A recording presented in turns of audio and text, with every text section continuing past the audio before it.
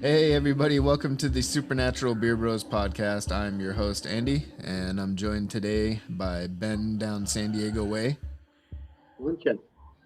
and Ronnie up in Maine with the Skeeters. Couldn't make it today because he's being an old man, like he always is. Ronnie was eaten by the Skeeters, and this will be his memorial episode. We will his life.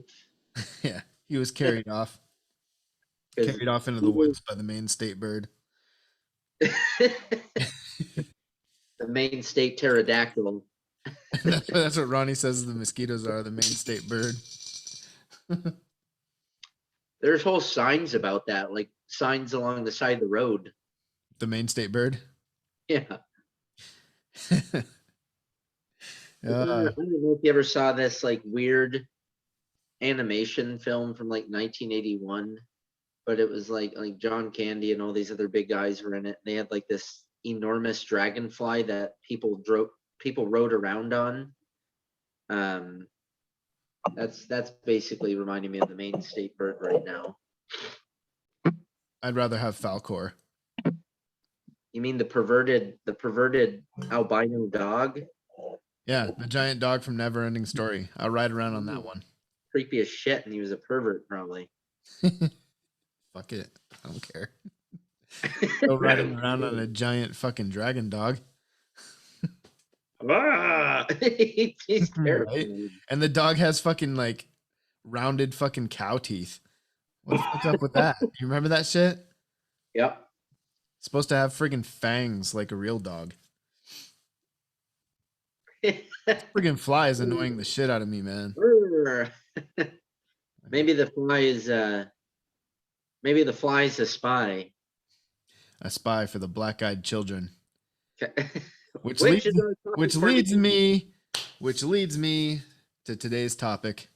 We're doing the black-eyed children today. No, nothing related to black-eyed peas or things like that. It's a completely separate category of black-eyed. Yeah, so we're gonna get into it. Wait, what was my first one? Is Google? All right, cool. I think this is the first one. The first and look at that. Tell me that's not creepy. Yeah, that's how they looked. It'd be creepy, obviously. Yeah. Especially that one right there with the pigtails. She'd be creepy with regular eyes. That's like some what do you call that possessed doll? Annabelle. Annabelle. That's like Yeah. some Annabelle shit. She looks like Annabelle. Yep. Kind of like looks like it'd be a still shot from Pet Cemetery. Yeah. What was that kid's name in Pet Cemetery? Was it like Christian? No, Danny's fucking Shining. I forget what they call it, but I remember he buried his kid, and the kid was the one that killed them both. Funny when the zombie kid calls, I think calls his dad on the phone. He's like, "First I play with Judd, then I play with Mommy. Now I want to play with you, Dad." How'd that kid even learn how to use the phone? Was like a demon teaching him how to use the phone? I don't know. This kid was probably 4 years old, 5 years old tops. Well, it was the 1980s, so he probably had a job by then. Probably had a rotary dial phone. I used to have a rotary dial phone when I was that age. My mom had one. That was our house phone, a rotary dial. Where you're like, four. Yeah, no, I know what it is. You're not teaching me anything new. We're the same age almost. 20 minutes to make a phone call. Waiting for that dial to go back around every number. It taught you to appreciate that damn phone call. Right?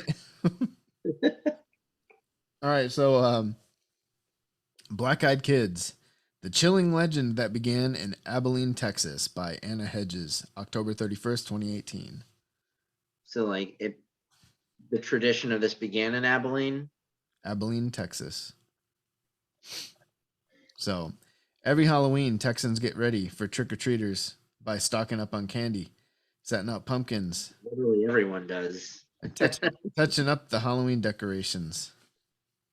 But if you've heard the stories of one terrifying folk phenomenon, You might be wary of certain trick-or-treaters.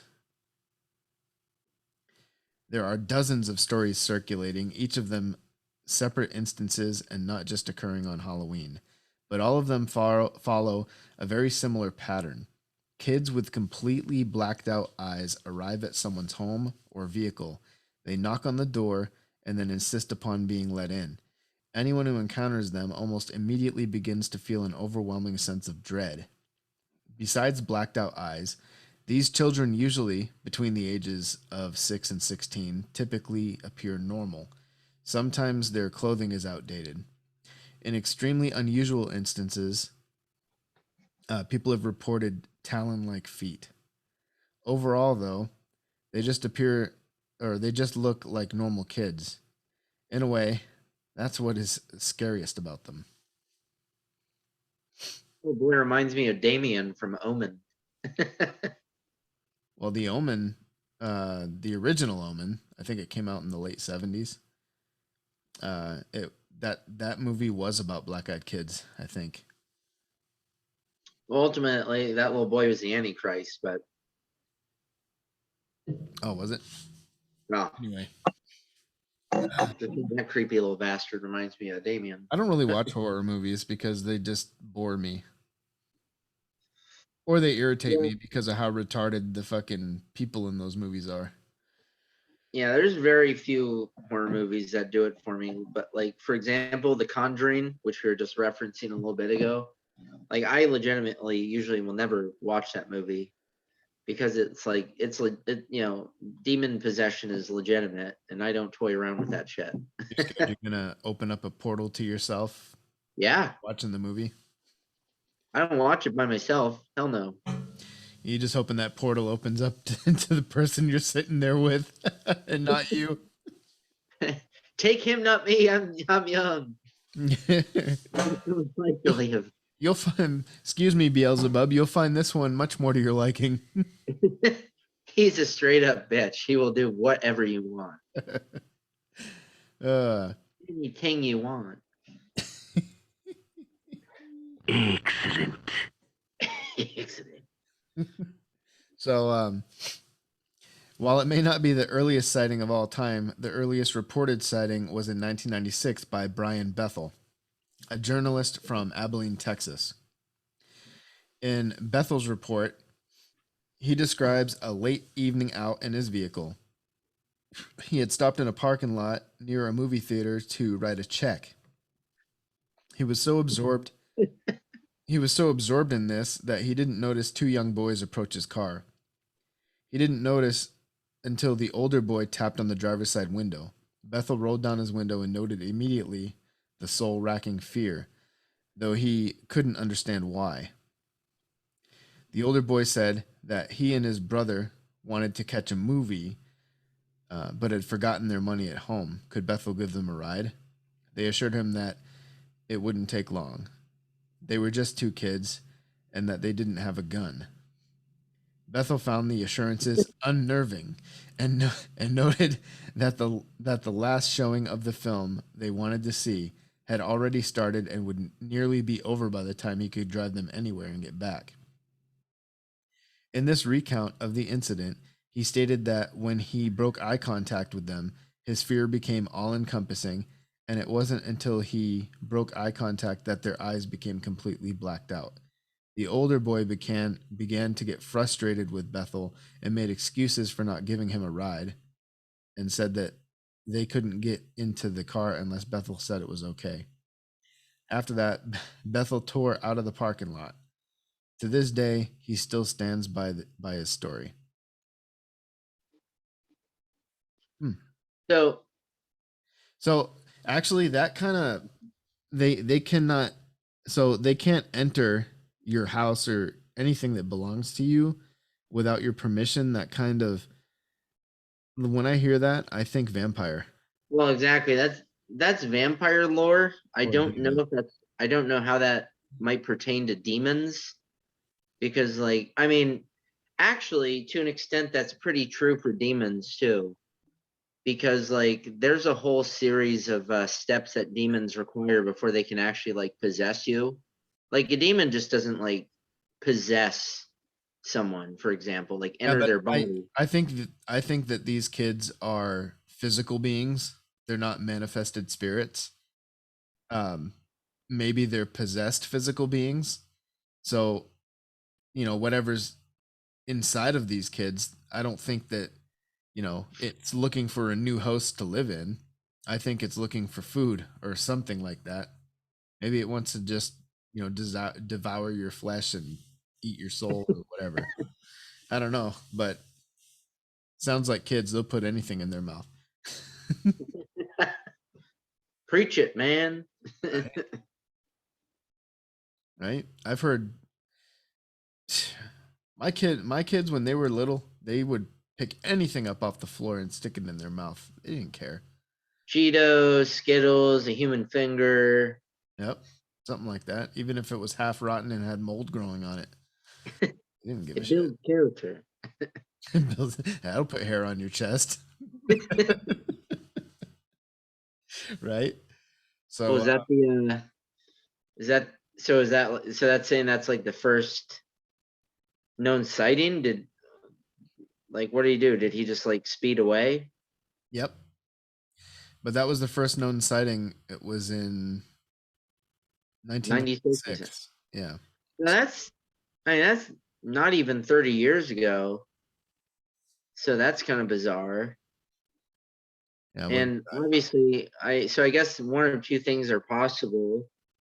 Well, actually, there's always the third possibility of someone just completely making it up. But I think we're just entertaining the idea that we're giving all these people benefit of the doubt most of the time. So one or two things is possible because he said the initial information said that the clothes appear outdated. So I guess that could be like children from like the settler days, the old West 1800s. But clearly these children knew what a movie was, so that would be like 1930s onward. yeah. Though they made reference to a film apparently But that he no, just the clothing style from the early 1900s, vastly different than modern styling. yeah, even in 1996, but he made it sound like they were referencing a movie that was playing. I don't know if they like used the actual name of the movie or maybe he just made an assumption about the movie.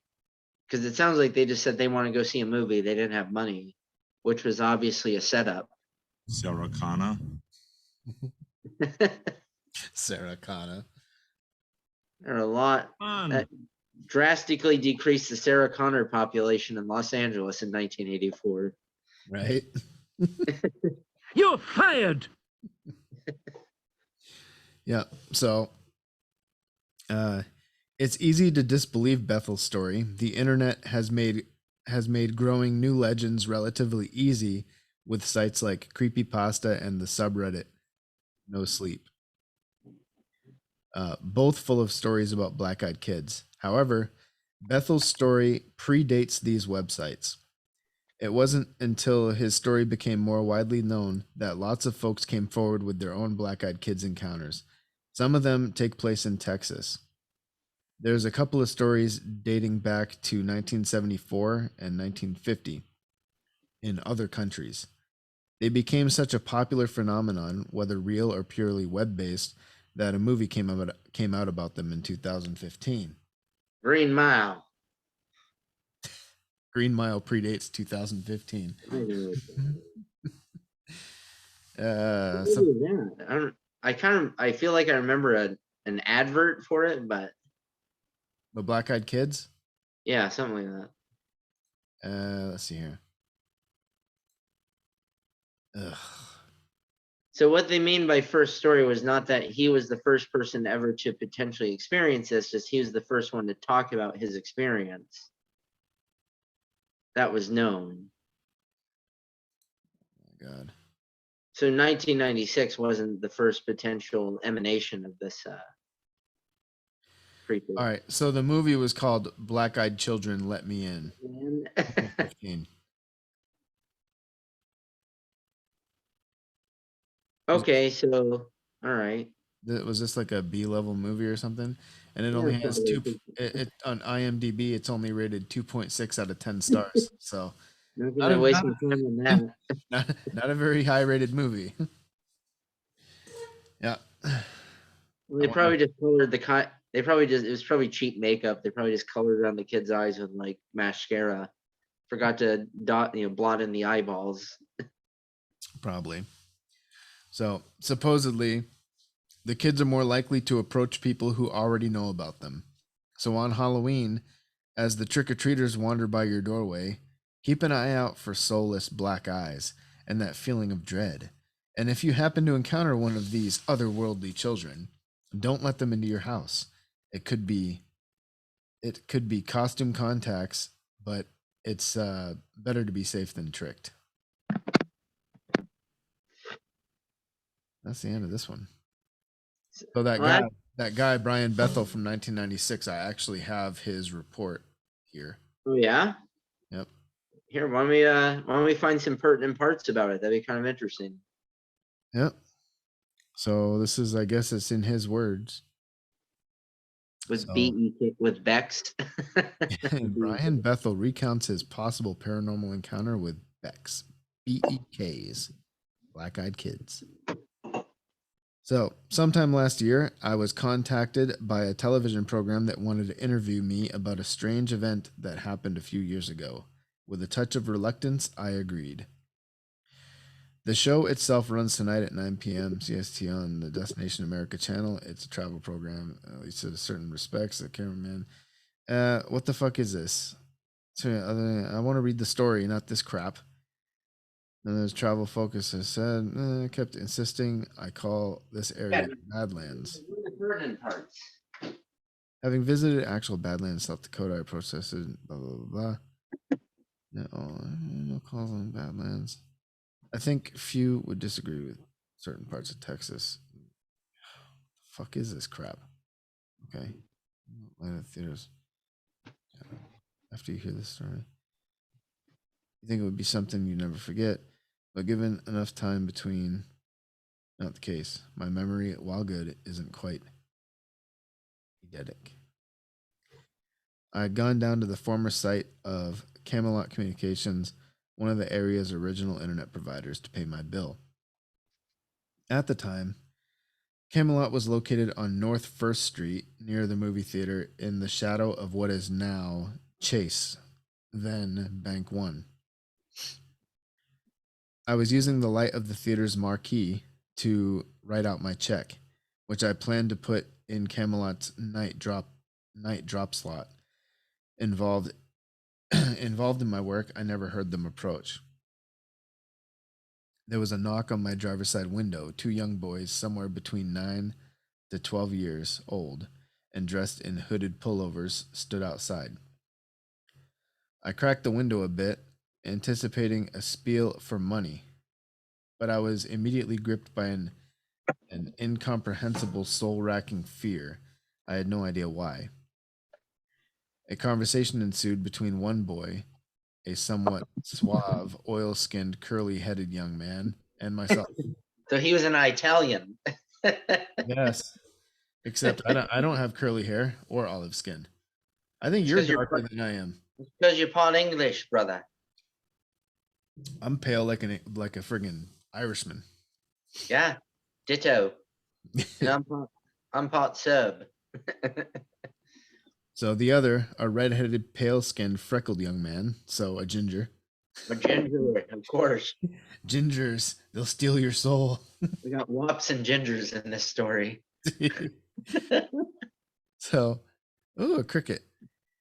So the spokesman, as I've come to think of him, told me that he and his companion needed a ride. They wanted to see a movie, Mortal Kombat, but they had left their money at their mother's house. Huh? Huh? I thought that was 95 when that came out. Or was it 96? I don't know. I don't remember. I didn't see it in the theater, so I wouldn't know. Yeah, neither did I, but I still remember it was one of my favorite movies at the time. So now I'm gonna keep reading. I'm gonna look this up. So could I give them a ride? Plausible enough, But all throughout this exchange, the irrational fear continued to grow. I had no reason to be frightened of these two boys, but I was, terribly. After a bit more after a bit more conversation, I looked up at the theater marquee and down at the digital clock displayed in my car. Mortal Kombat's last show of the night had already started. By the time I could have driven the boys anywhere and back, it would practically have been over. All the while, the spokesman uttered assurances it wouldn't take long. They were just two little kids. They didn't have a gun or anything. The last part was a bit unnerving. I noticed that my hand had stayed toward the lock on my door. I pulled it away, perhaps a bit too violently. In the short time I had broken the gaze of the spokesman, something had changed, and my mind exploded in a vortex of all consuming terror. Um, just a moment. Yep.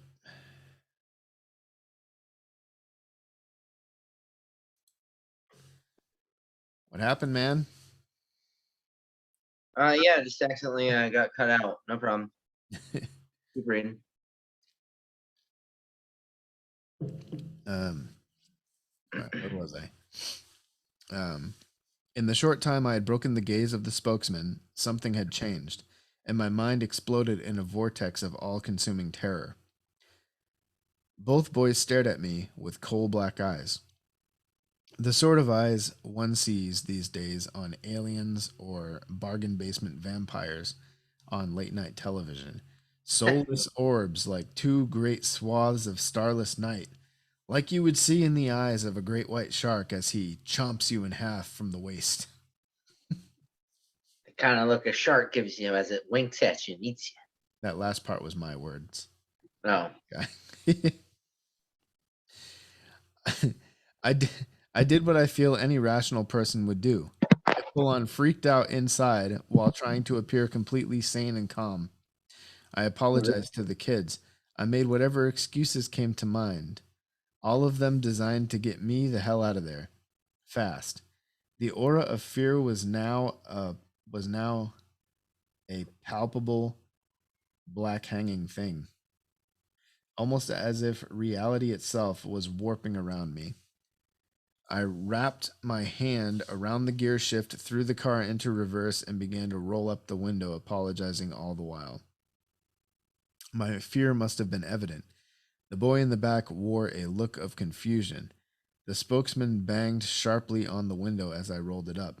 His words, full of anger, echo in my head even today. "We can't come in unless you tell us it's okay. Let us in." That's what the kid said. I drove I drove out of the parking lot in blind fear, and I'm surprised I didn't sideswipe a car or two along the way. I stole a quick look in my rearview mirror before peeling out into the night. The boys were gone. Even if they had run, I don't believe there was any place they could have hidden from the view that quickly. I write for a lot of reasons. I do it even if I didn't get paid to do so. So I wrote down the story of what had happened more or less as a cathartic exercise. Okay, so the story's over now. He's just explaining himself. Right, right. Well, for starters, I'd be curious about like looking up and because usually you don't see names attached to these kind of stories. Usually, sometimes these are like Reddit stories or some other online forum with like a nickname, a moniker. Yeah, but this one predates Reddit by like 12 years, probably. I'm just saying that that's a general thing. So unless it's a pseudonym, I'm impressed that the dude's using his real name. Yeah, it could be. Like I don't. Oh, yeah, the black eyed children are interesting. Texas. Only two things in Texas: black-eyed children and steers, and you ain't no steer, so that kind of narrows it down. Do you eat souls? You want to chomp on my innards? Oh man! I bet you could suck a liver through a garden hose. I don't know.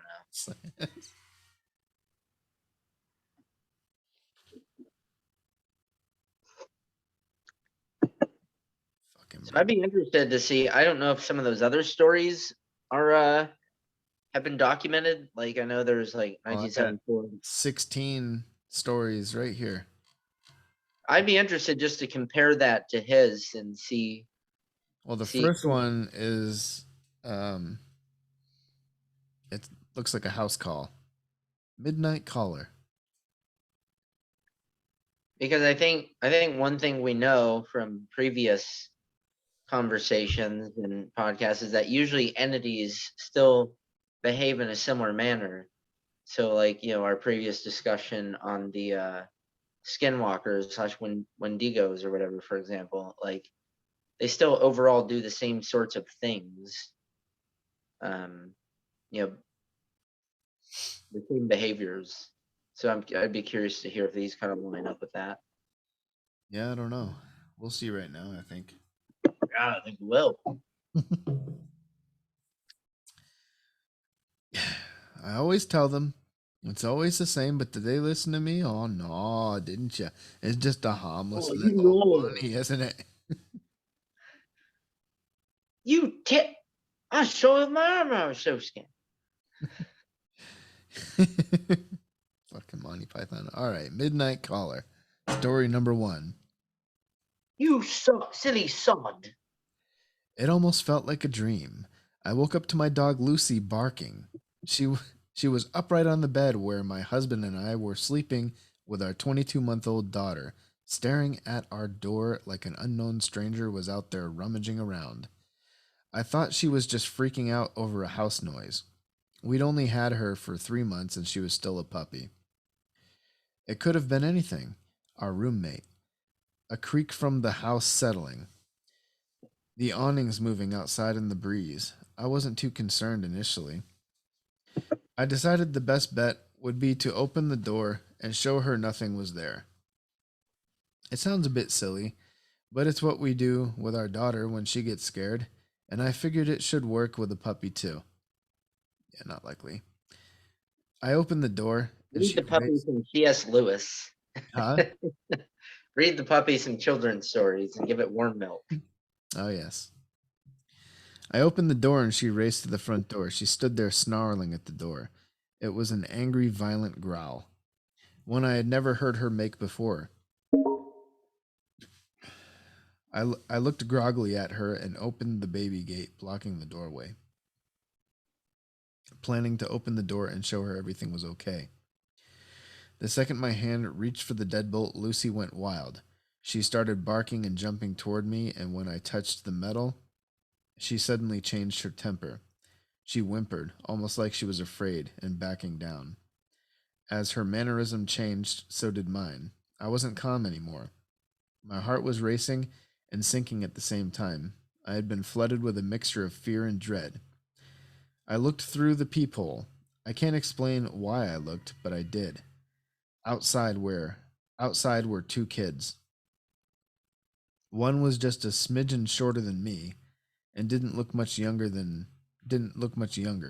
I'm 21 and she looked to be 16 or 17. She was slender and pale. Her hair was a light shade of honey blonde and she wore it long, about mid back, with long thin blunt bangs in the front that covered most of her eyes.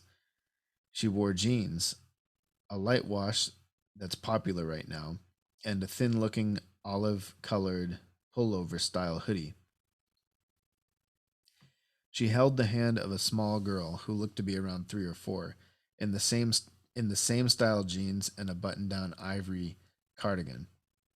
I don't even know what a cardigan is. What is a cardigan? What's a cardigan, Ben? I mean, it's like a shirt or a sweater or something, isn't it? Must be, but I don't even know what it is. I have no idea. Well, it was an important detail for her to provide, probably to like describe the. Maybe cardigans are out of style now, so that was important to note that. Probably only a female would know what a cardigan is. So, the smaller one looked at the floor shyly. but had the same shade of hair, tied back in a ponytail. She held a stuffed toy under her free arm, and it was identical to the one my daughter has,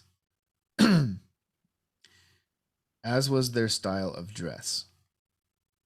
So, had it not been for the feeling of overwhelming dread and fear, I probably would have asked these children in and given them some tea or hot chocolate to get them out of the bitter cold. Something about them seemed off. At this point, I hadn't made any noise. I hadn't shushed the dog or grumbled. Nothing. I hadn't turned on any lights. These kids had no indicators I was at the door. The older one spoke. She had a voice that was mature, confident, strong, and accentless. She held her head tilted downwards, and I couldn't see her eyes. She said, "We have to use your phone." I stood frozen in fear. How did she know I was there? She raised her head to face me directly, and that was when I saw her eyes. There was a reason I couldn't see them through her bangs before. Well, they were black, or midnight blue, or a dark, dark purple. They were otherworldly, she said. Or she said, "Our mother is worried."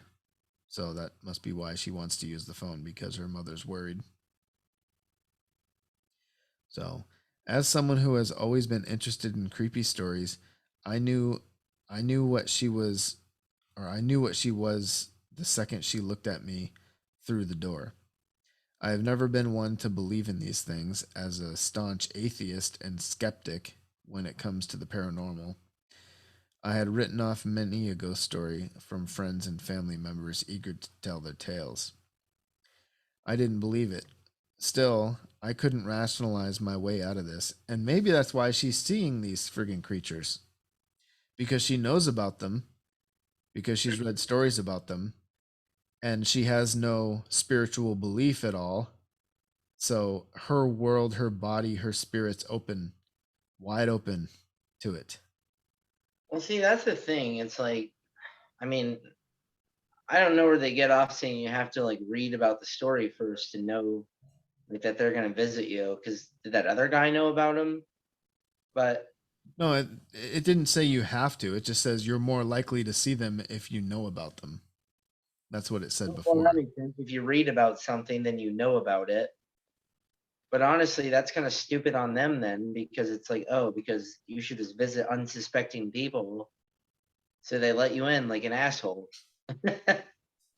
Right? But I guess if that other chappie didn't know about them, but he was still filled with that overwhelming sense of fear and dread, then maybe you don't. I guess maybe it doesn't matter if you know about them or not, because something inside you will tell you not to let them in. Yeah, so she goes on, she says, "I was standing with nothing but a thin wooden door between me and a black-eyed kid. There was no questioning what was right in front of me. I did not answer her. Slowly and silently, I backed away from the door, Lucy still cowering at my ankles. She kept talking. "Just let us in to use your phone." I took another step back, and with that step, a tone changed. At first, she seemed polite. When I took that second step back, she became commanding, almost hostile. "We're not going to hurt you. If we wanted to do that, we would have broken in. I'll ask again. May we come in and use your phone?" Lucy snarled at the door, and I inched backwards, though something inside me seemed to be slowly pulling me back toward the door. It wasn't a physical pulling so much as a subconscious need to go back and let them in. I got to my room, covered up the window, locked the door, and sat there in the dim light of the nightlight. I heard her call me back to the door once more, and then quiet. I didn't go back to sleep that night, and I haven't slept right since. I know from reading about them that BEKs can't just come in without permission. I know they haven't hurt anyone, but I still fear I'll be the exception. When I told my husband, he said it was just a dream. He keeps telling me to forget it, but this lingering feeling of sadness, this dread when the house is silent at night, this fear of a knock at the door, This tells me otherwise. Creepy. So, so kind of two things from that is they seem to travel in pairs. You know, if they are real, they seem to travel in pairs. Well, right here, this says photo. What they claim is a real life example of a black eyed kid. Black eyed kids are almost always described in the same way. 6 to 16, pale skin, completely black eyes, and out of date, strange clothing. So, well, this is shorts and a t-shirt, so it doesn't look too out of date. But they claim this is a real life black eyed kid. All right. I mean, you know, it could be a depiction of how they are. So, Yeah, I don't know. I'd say that's maybe a depiction. So yeah, it sounds like they travel in pairs and they need your permission. So that's good. Demons, man. These are demons. Well, again, that's what I was talking about a little bit ago. Because, like for example, a demon can't possess you without your permission. Like typically, demonic possession ultimately starts with you just toying with it. Like, you know, because a demon possession might start with like, hey, just, you know, lie and get out of work, you know, tell your boss you're sick or whatever. It can be some really minute crap like that doesn't even matter in your mind. Right. But then it like builds up and up from there because then you keep like toying with it. You keep actually it's the fact that you're interacting with it and kind of colluding with it. And then ultimately you open yourself up basically with your permission, and then it takes hold of you. So clearly this isn't, I mean, I don't know what this thing would do if you like let it into your house, but you know, it's kind of a similar. You know what I think would happen if you let it in? I think it would come in and you'd offer it something like, here, you want some water or hot chocolate or whatever. And you'd go to get whatever you offered it. You'd come back and that kid would be gone. Disappeared. Right? And then a day or two later, there's going to be weird shit starting to happen in your house. And it'll escalate. That's what I think. That's a possibility because Like something tells me that these are roaming spirits looking for a place to settle down, at least for a little while. You know what I mean? That's pretty interesting. That's an interesting thought. Like they're looking for somewhere to be, somewhere to hang out. But they can't get in anywhere without permission. But once you give your permission and you let them in, then you just have to leave. Then you just have to go full exorcist on it. If that'll even work. What if they're not demons? Well, yeah, if they're not demons, you're right. Then it would completely be pointless. I mean, they could be anything. Who knows? I mean, I think demons the most likely. Though, because demons can manifest themselves physically. Yeah, I mean, they'll appear physical, but they're not. Like, well, yeah, that's what I mean. They appear physical. You try to stab a demon, it's not going to bleed. You know what I mean? Yeah, unless it's inside the body of a possessed person, then it will. Right. But and actually, demons typically want you to destroy the host body anyhow, because that was like a once innocent person that it's now helping, destroying. So yeah. Makes sense. So, story number 2, bus encounter. So, I was riding the bus home after work. It was about 1 a.m. I'm a security guard and often work odd hours. So I'm sitting there and this guy gets on. He sits across from me. He was wearing a suit. He had a briefcase, regular looking guy in his 20s. What struck me about him at first was that he was chewing a cigar, not smoking it. You can't smoke on the bus. So I was just looking at him while he stared out the window and chewed his cigar. And all of a sudden, he turned and looked at me. His eyes were pitch black, just as you described. My heart started beating like a mad motherfucker, and I felt my gorge rising. I was starting to panic, and I had no idea why. I was just I was just pants shittingly terrified of this guy. When he grinned at me and his teeth were all covered in tobacco bits and brown juice, the cigar clamped between them, I almost screamed. But instead, I had the presence of mind to just get up and take the seat right behind the driver. I calmed down a bit after that, but I kept an eye on the guy. He ended up chatting with some girl that got on, and they were still talking when I got off. I later convinced myself he was just trolling me, having fun with a pair of contacts. So now I wonder. So this is a guy that obviously was reading stories about black-eyed kids, and then he saw this guy, and he decided to share this little tidbit.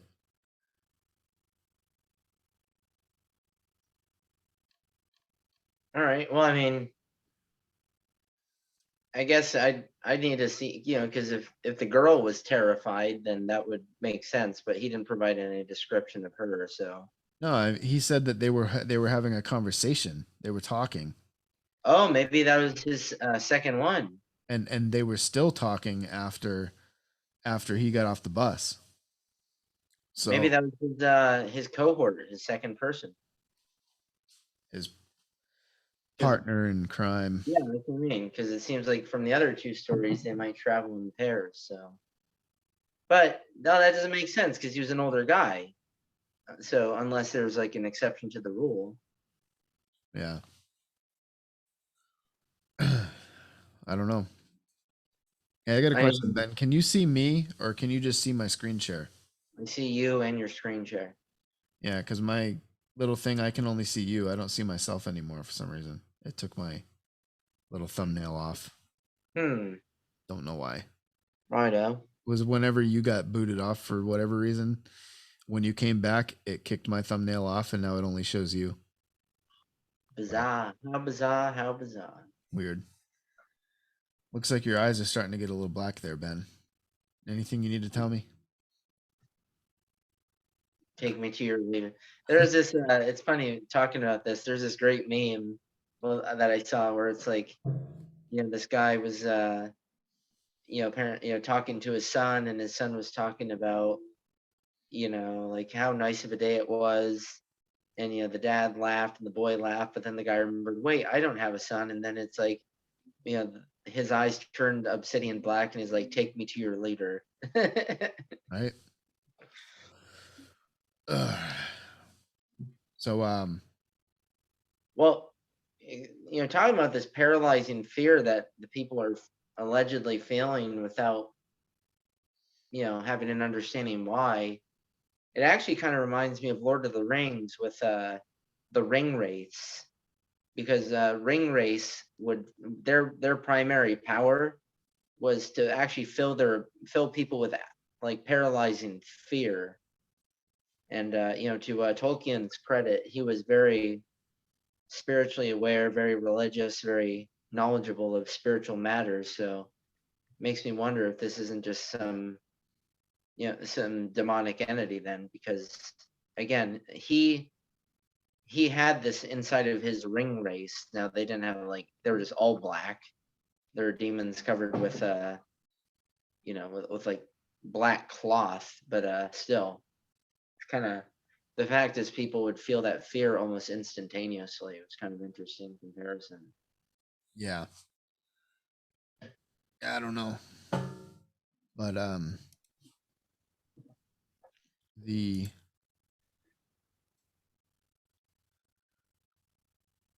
black-eyed children are terrifying.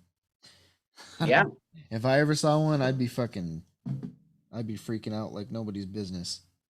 Well, I guess there's no point because apparently they can't harm you if you don't let them in. So. Right. It would scare me.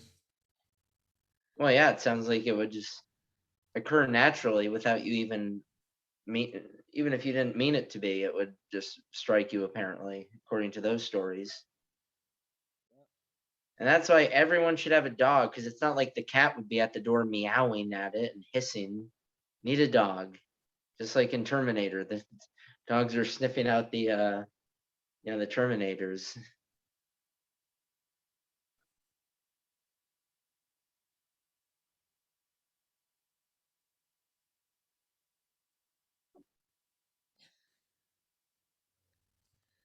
Yeah.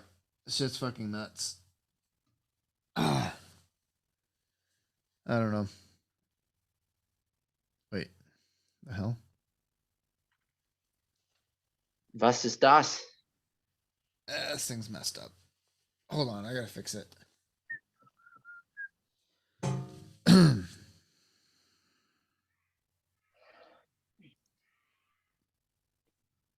Is it working now? The BEKs. Yeah. All right. So we'll go back to this then. Story 3, Halloween. All right. Mm-hmm. All right. So off the bat, this person never heard of BEKs prior to their incident. So a little different from the other one at their house. Here. I got a question. Yeah. Can you hear my bratty kid in the background? Nope. Swear, it's all I can hear is him in the other room playing Xbox and screaming. Like, Of course you can, because you're there. yeah, but I got these friggin' headphones on. I shouldn't be able to hear shit, but it's coming through the microphone. I mean, there are noise reduction headphones, but I'm not sure if you have those or not. Well, like I told you before, remember I told you about that setting I changed? Yep. Yeah, because it wouldn't play our intro. Right. Well, I tried to play, for some reason the sound wouldn't pick up on Zoom. So I just happened across that setting and I turned it off. So I don't think it's going to cancel his noise out. Righto. So this writer, which means I got to upload this audio file into my editing software and see if I can edit his screaming out.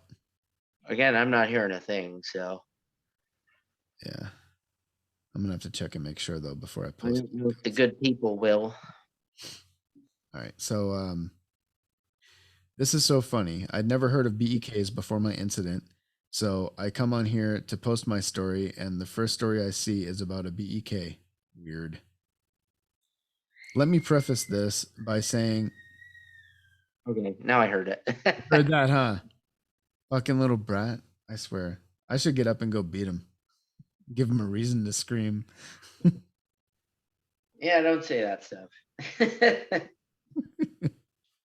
Nah, I don't beat my kids. Just to preface that for the show's listeners. You know what? Why don't you read this little bit? I'm going to go tell him to shut up. Let me preface this by saying I'm by no means a writer, just a domestic engineer living in North Texas. Also, I don't believe in the paranormal, ghosts, demons, aliens, whatever. However, I did have an event happen to me this Halloween. I have to admit, has me scratching my head. So, skeptic, but a skeptic who experienced an unnerving event. This is my first post on Reddit, and sorry to say I'd never even heard about it until yesterday. I told my best friend about my incident, and she's an avid reader of No Sleep. She's an avid reader of, it looks like No Sleep. And she told me if I didn't post it, she would. So here I am.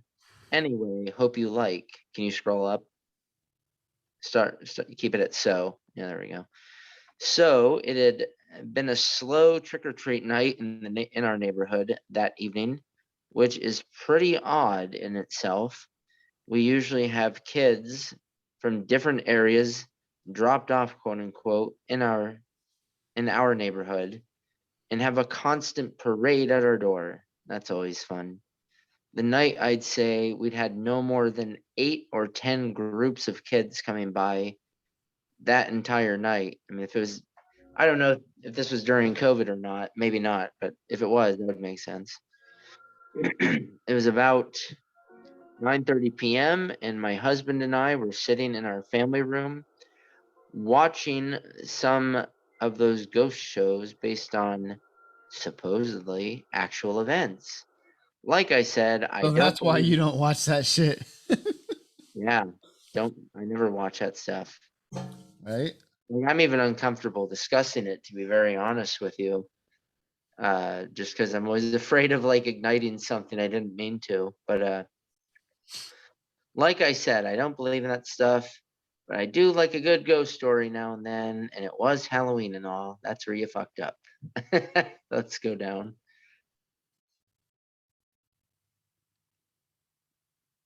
Yeah, and that's the problem. Like these people who don't believe in anything, they screw around and toy around with it, thinking it's meaningless.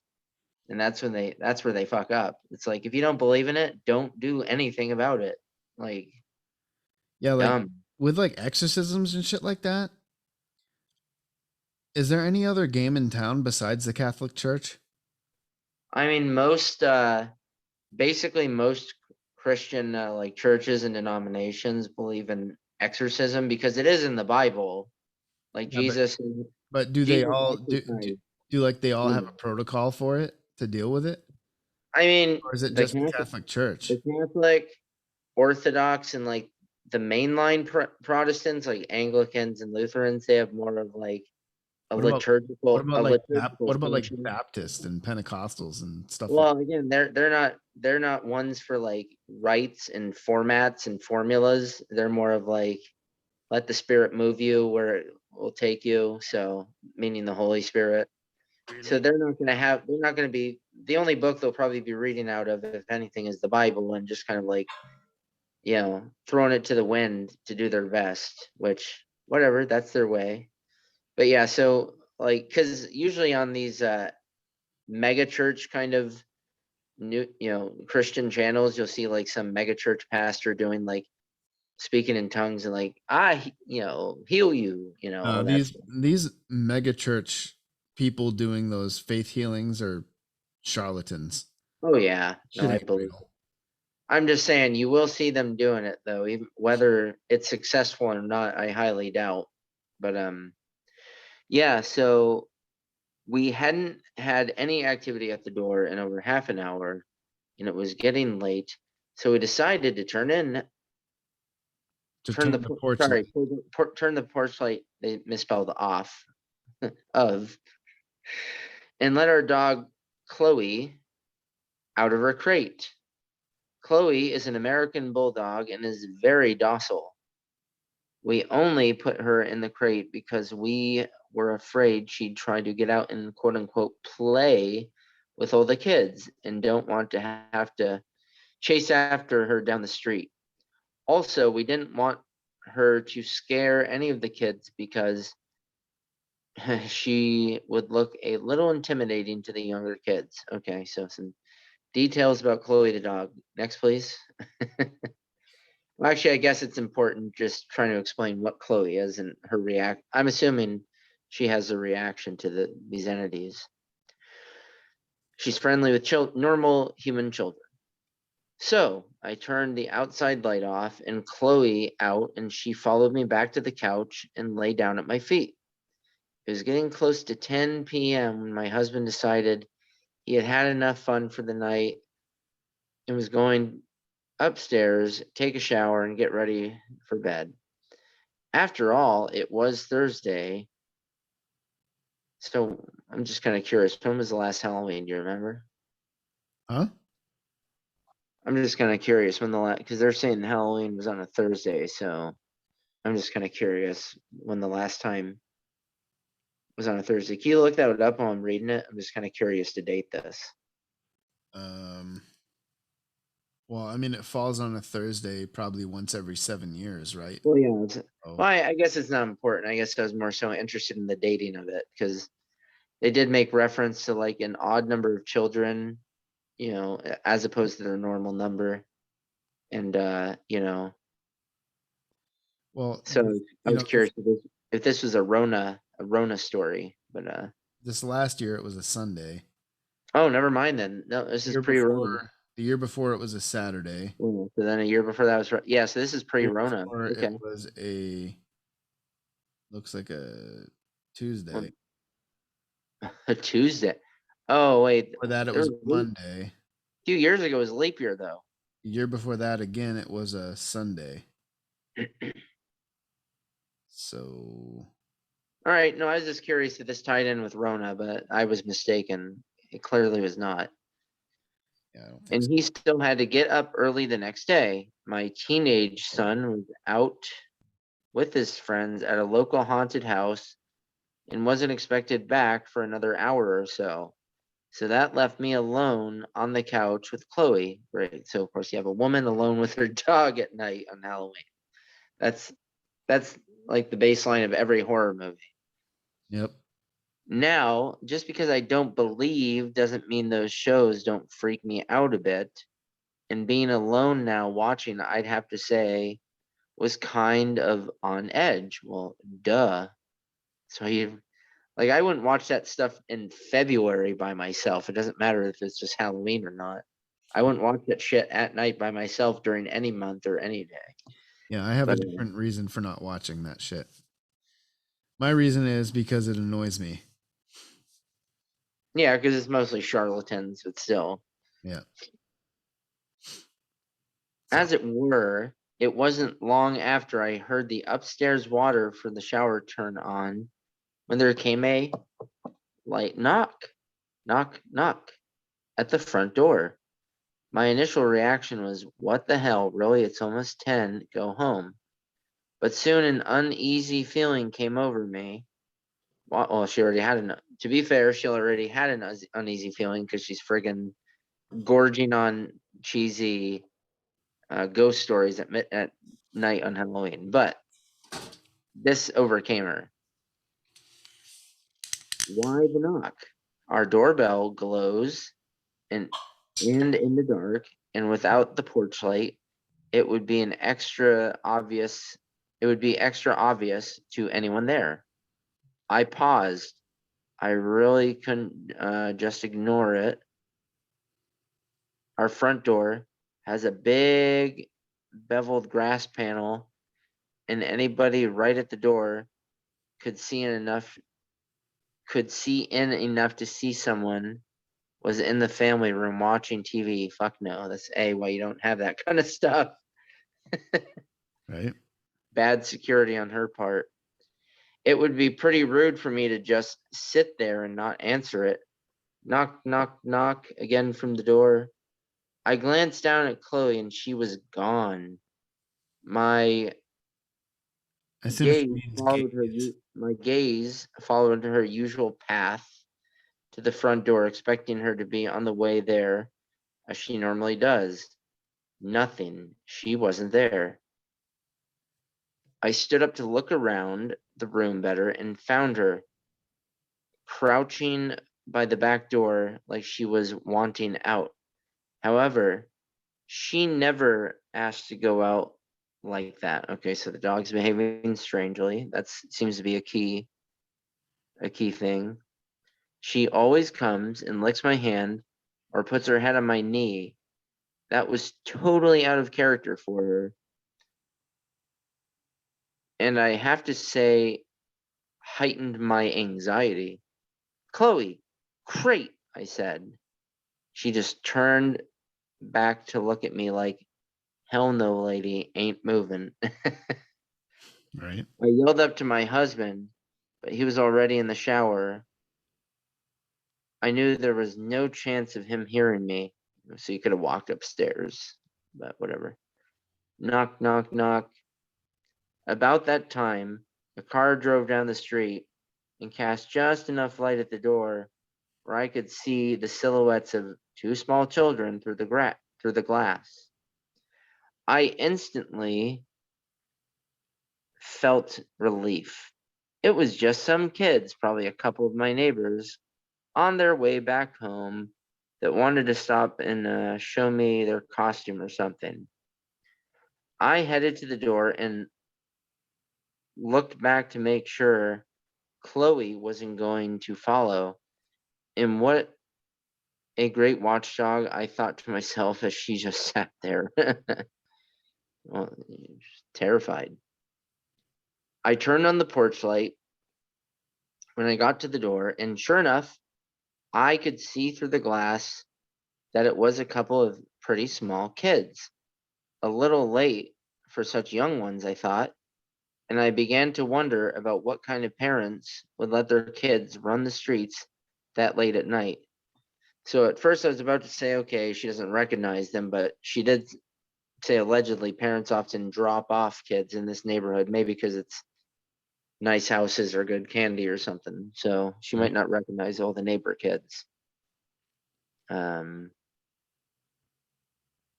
only opened the door.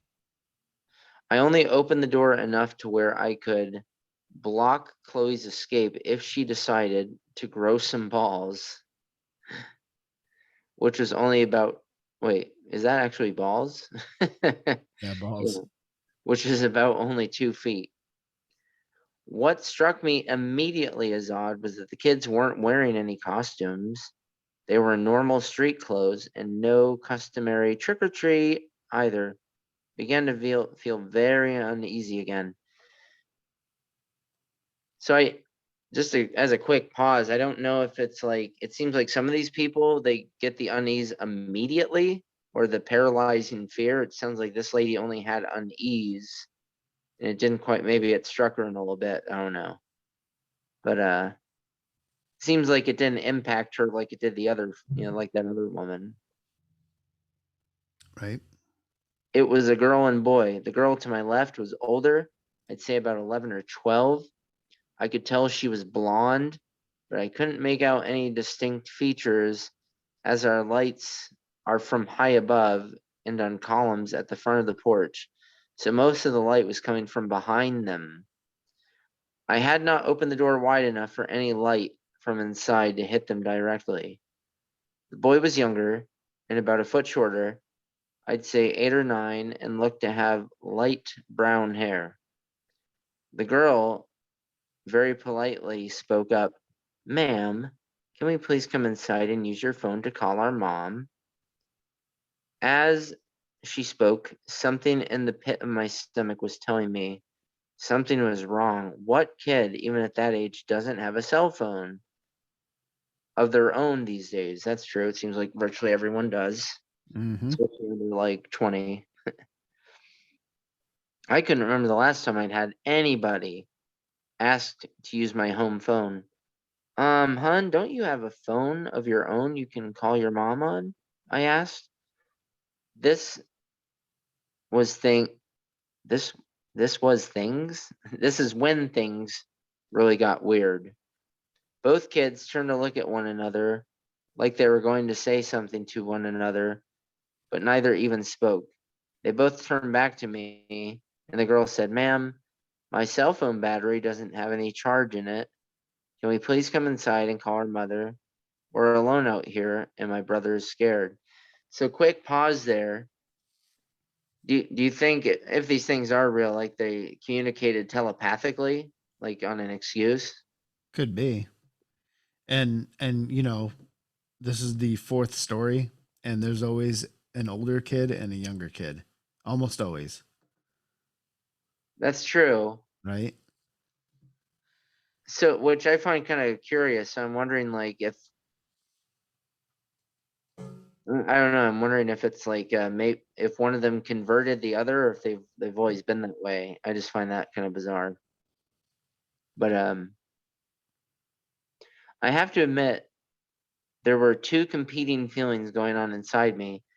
The first, that of a mother's heart that wanted to help those two small children get to their mom. The other, a sinking fear in my gut that was keeping the other feeling at bay. Thank God for that. It was then I noticed that during the short conversation, I'd already opened the door a few extra inches, which I completely was aware of doing. Interesting. So she was kind of to return to that other story real quick. She felt tugged to the door without even intentionally doing it. So this one kind of was nudging the door open without being aware of doing it. Maybe that's because she was like leaning on it a weird way, but it's just interesting that she didn't realize she was opening it more, if that's the case. I said, I stopped. Honey, why don't you give me your mother's number and I can call her myself? Another pause, and again they looked at one another. After a short moment, they turned back to me, and the girl said, Ma'am, my little brother has to use your bathroom. Can we please come inside while you call her mom? And with that last statement, the little girl moved closer towards the door like she was going to just walk in by me. You can scroll up. Oh yeah, my bad. No problemo. As she did, she stepped into the light. So, of course, at this point, light from the house hadn't really been illuminating this individual's face. And now, at this point, it does.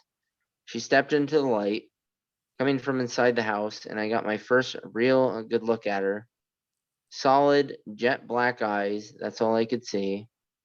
That motherly instinct was gone and replaced by terror I don't think I've ever felt in my life. I could feel every hair on my arms and back of my neck standing at attention. I closed the door to where just my face was able to stick out. The little girl stopped and again pleaded, Please, ma'am, we really are scared and alone out here. We have to come inside. Please help us. Then, like on cue, both kids began to whimper and cry. That's when the fear took over, and I shut and locked the door. I'll call your mom if you give me the number. I shouted through the door, but I'm not letting you in my house. I could still see them stand back on the porch, just staring at me through the beveled glass pane. Part of me wanted to run upstairs to my husband, but the bigger part didn't want to lose track of where they were. That makes sense. Keep an eye on a potential threat. They would have freaked me out even more to not know where they were. After what seemed like forever, but probably only a few seconds, I decided I'd call my neighbor that lives across the street. As I made my way to the side table by our couch to my phone, I glanced at the back door. Chloe was nowhere to be found. We later found her in the guest room under the bed. When I got to my phone and started to look for his contact info. Wait, so she has a cell phone. Okay. It was only then the kids stepped away from the door and began to walk to the street. As I did, I walked to the door to get a better look to see where they went. Still not calling my neighbor. If you get close enough to the glass, you can see out enough to make out people's shapes, but you can see much. You can see much detail. Yeah, it probably means you can't. You can't see much detail. Yeah, that's what that means. Okay. Yeah. There's a few missing punctuations here, but all right. Of course, standing that close to the door would make you pretty obvious to anyone outside looking in. From the door, I could see that the kids were still standing under the street lamp nearest my house, staring at me. As I lifted the phone to my ear after calling, only then did the kids start walking down our street. I met my neighbor out under the lamp once he was out there, but the kids were nowhere to be seen.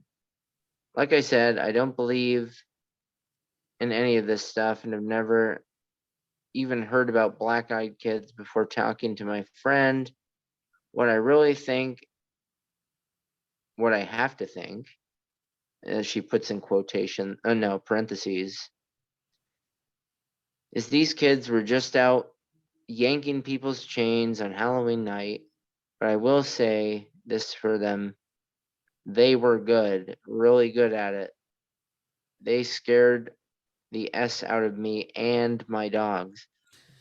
Well, So here's what I okay. have to say. So the evidence of the dog freaking out and hiding under the bed when she never does that isn't enough for her to realize that something more is going on. Like, because dogs have like a preternatural sense. It's like they know if something's wrong or something's there, or Well, like trusted. dogs are predators. And the only time they hide and cower like that is when a bigger, badder predator is staring them down. Yeah. No, exactly. So if the dog was okay, it was just a couple of stupid kids, it wouldn't be freaking out. Like, like a dog isn't going to sense a joke. A dog isn't going to sense a sense of humor. It's going to sense something nefarious. Right? No, trust a dog. Always trust a dog. Let's see here. All right, we'll do 2 more short ones and then that'll be it. Do more. They're really short, dude. All right. So, number 4, you must let me in. On March 17, 2008, I had my one and only encounter with a black-eyed kid. Before my experience, I had never heard of anything having to do with the black-eyed kids. I was 12. I was sitting outside of a hairdresser's in a old Chevy pickup waiting for my mom to get her hair cut. About 15 minutes had passed and I saw some kid walking back and forth along the sidewalk in front of my parked car. At first, I thought I recognized him as one of my friends from school, so I banged on the front windshield until he looked my way. It was not anyone I knew. At this point, I was not scared at all. Not yet. The boy walked over to the side of my care, but I'm sure she means car, and just stares. I think to let me get a good look at his eyes, to freak me out. Well, let me tell you, if you have never seen a black-eyed kid, you have no idea what to imagine. Pupils black as the night sky. The boy whispers, "You must let me in." And then I locked the car doors and ducked down into the space below the seats. 5 minutes later, he was gone. When my mother got into the car, she told me a boy with black eyes had come into the hairdresser's and had insisted for my mother to give him the keys to her car. She refused. Thank God she did. Well, and she would refuse even if it was a normal ass kid, because that's a rude thing to say. Right? They just stared. Number 5. This one time, early 2010, I was walking home from work and found myself escorting a young lady to her car. She asked me to escort her and hoping I'd talk her into a drink or two. I had already had a few myself. I'd get a number or possibly get laid that night. I'm not going to lie, she was kind of hot. No shit though, she looked scared. I kept walking with her and was trying to at least coax out of her what she was so worried about. She would only comment about some really creepy looking kids who were following her. Being we were in downtown Seattle area, this could amount to anything. Yeah. So we kept walking and talking. I kept looking behind us to see if the little fuckers were in tow. Nothing popped up out of the ordinary. Then she grabs my arm really hard and whispered, "That's them." They were about half a block in front of us, just standing there and looking at her. So how'd they get in front of them? I mean, probably depending where you're at in Seattle, they could have taken a side street, maybe. I don't know. That's some weird shit because she said that they were following her. But if they were following her, how did they end up a half a block in front of them waiting? I mean, I guess technically, because they're like in downtown Seattle, for example. I don't know where they're at in Seattle, but you could easily run up a side street, like bang a left or a right, wherever which way direction they're going, run up that parallel block, a couple blocks ahead, then cut back over into their block again. I don't know. Right. So I do the prudent thing, which was to cross the street.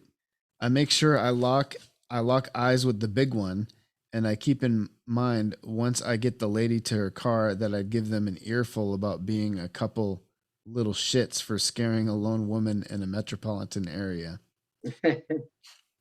I didn't get scared or anything, but did notice something strange. They didn't break eye contact with me. Mind you, I don't look like the kind of guy you want to fuck with. Honestly, it's an unconscious front since I'm a bit shy. My my look reminds people of either a skinhead or a club bouncer.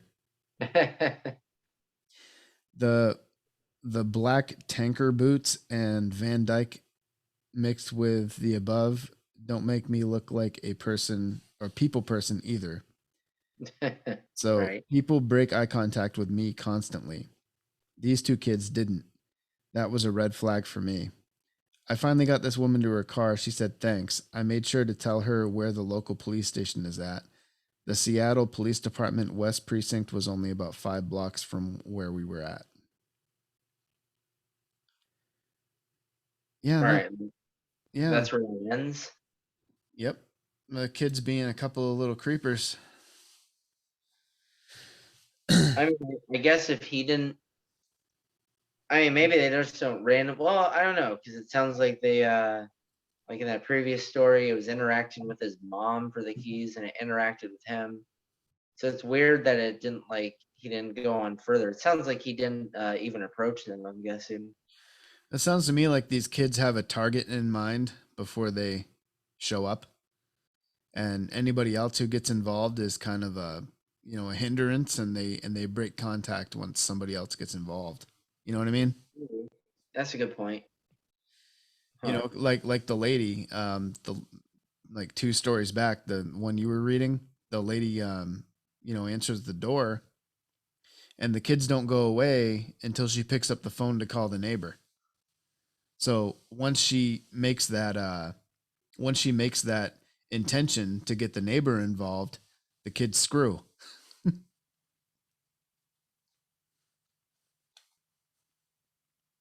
So it makes sense.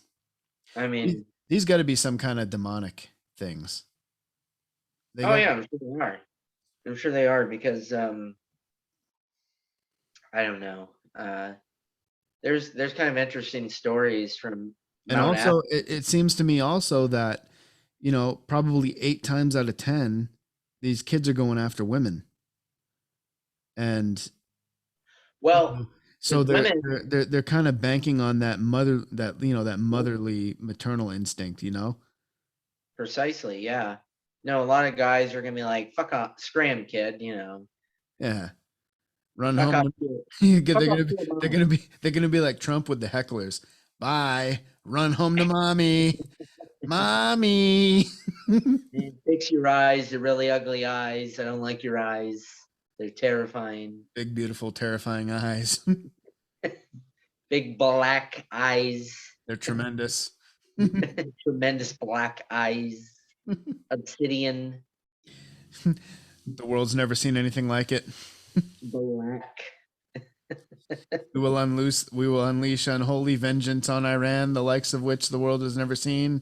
It'll be beautiful Kid, and if you big don't have to and come in my house tremendous. And then we're going to find Cuber. Do the Cuber speech. That's fucking hilarious. You and the Kennedy accent. Oh, Cuber. it shall be the policy of this nation. Hold on, I gotta pull it up. It's gonna probably kill my. It's probably gonna kill my image, but I'll just like my screen. But I'll pull it up. Can you hear me though? Yeah, I hear you. All right. Um, Like J. Cuber. Yeah, because I was about to say you went from Trump to JFK in like a heartbeat. I know, right? Oh, JFK. You gotta love that accent though. It's fucking I hilarious. love it. I love it. He's my favorite Democrat.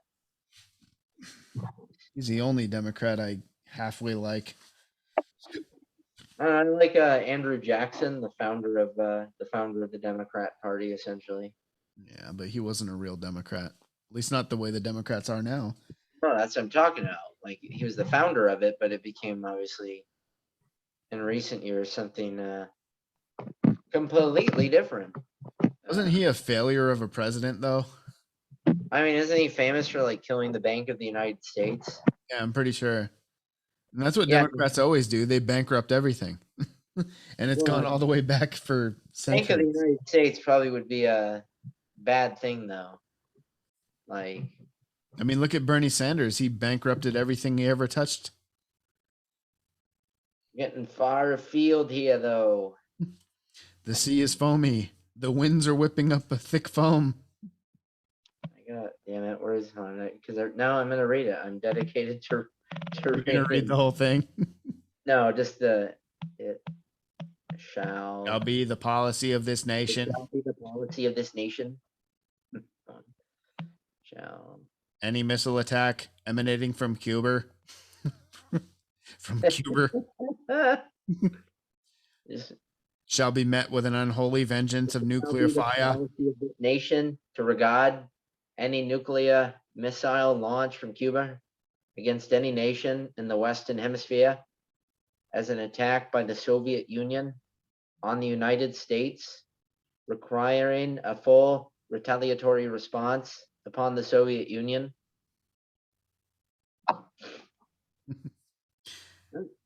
Let Yeah. every nation know, whether it wishes us well or ill, that we shall pay any price, bear any burden, meet any hardship, support any friend, oppose any foe, to assure the survival and the success of liberty. Like, you can't even imagine a Dem speaking that way today. Yeah, not today. Today, they'll be like, Russia, they tried to kill the black people. And never mind anybody else in the way. We just can't tolerate them attacking blacks. So for that reason, we will Or attacking the black-eyed children. for that reason, we will conduct a full retaliatory strike. Russia invented slavery. Oh, Jesus. Slavery's been a thing since there were humans. So, black-eyed children, back onto it. What's your opinion on it? On the scale of On the fat scale, what do you say, sweat hog? I'm not going to say sweat hog. No. I'm going to go more like someone who appears to be healthy but has really high cholesterol. Yeah, I mean, I don't know what to think about it because, I mean, when I say I believe in demons, it's not like I believe in them as in I worship them. I just acknowledge their existence and that's as far as I take it. Like, I don't, want to instigate anything further, but I mean, they can certainly take forms and interact with people in those forms, whether sometimes it might just be a visual emanation, but maybe a spectral, or sometimes it could be they've gone full, possession on an individual. So it really is a flesh and blood person, just not control of their own conscience. Yeah, but I mean, it doesn't feel to me that these children are possessed children. I feel like they're manifestations of some kind. You know what I mean? Yeah, but they're like not allegedly they're knocking on windows and doors. So Well, poltergeists can do that too. So that's I mean, what's to say if a visually manifested spirit of some type, whether it's a demon or something else, can't interact with solid objects and just That's a be good on point. something. That's a good point. I didn't think of it that way. I mean, I Yeah. mean, I know for a fact that poltergeists are a thing. They're real. I know, buddy. Seen them with my own Um, eyes. Well, seen their work with my own eyes. So yeah, gracefully never have, hopefully never will, but obviously I've had encounters, just not anything on that level, and nothing that I felt was malevolent, and I hope to God I never do. yeah, I mean, usually like the things, most of the shit that I've seen happen, I think have been more like either mischief or just warnings, like hey, get out, or I want you out of my house, or whatever, just messages, sending messages. It wasn't intended to hurt anybody. Right. So, but as far as these kids go, I think they're if they are real, they're manifestations of spirits, visual manifestations of spirits that are able, they have enough power to interact physically with the physical world. You know what I mean? Well, that's the odd. That's almost seems to be the unique characteristic of these entities as well, because it's like they don't inhabit, like, a property or a location. It's that they wander up to you, but like, I guess it's weird when they like approach you in the car, because what are they gonna do? Inhabit the car? Yeah. Or they want in the car so they can attach themselves to you directly. Ooh, You know what I yeah. mean? Yeah, see, that's why I think it's like maybe it is a manifestation of a demonic possession then, because it makes it. Your point made sense, like about the house. It's like, okay, it's like they're gonna disappear and a day later weird shit's happening, like your Yeah, I mean, landlord. but also like in my opinion, like a house is more probable for them to need permission because, you know, uh property rights and land kind of have, esoteric power, you know. There's kind of a power to ownership of property, like as far as the location goes, rather than a mobile piece of equipment.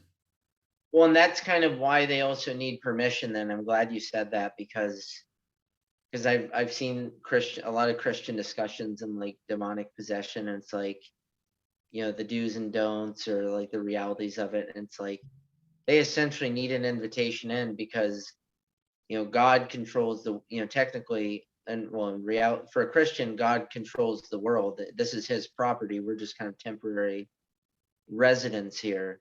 So it's like those entities just can't take over a property. And we're like stewards of our property, because in the story of Adam and Eve, like they were given the earth to till and tend it.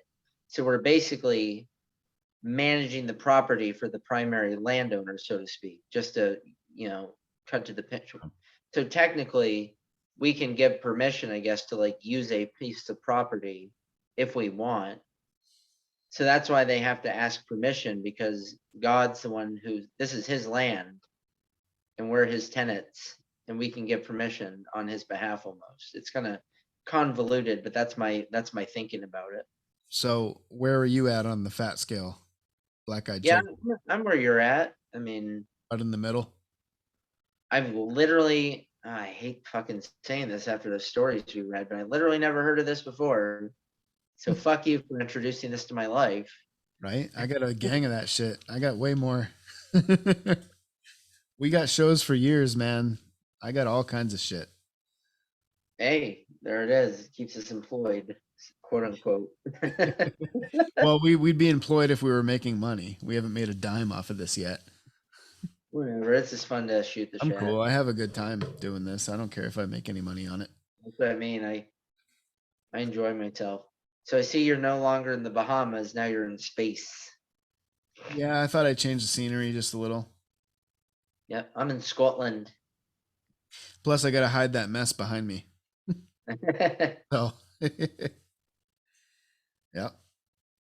So, what else you got? Anything?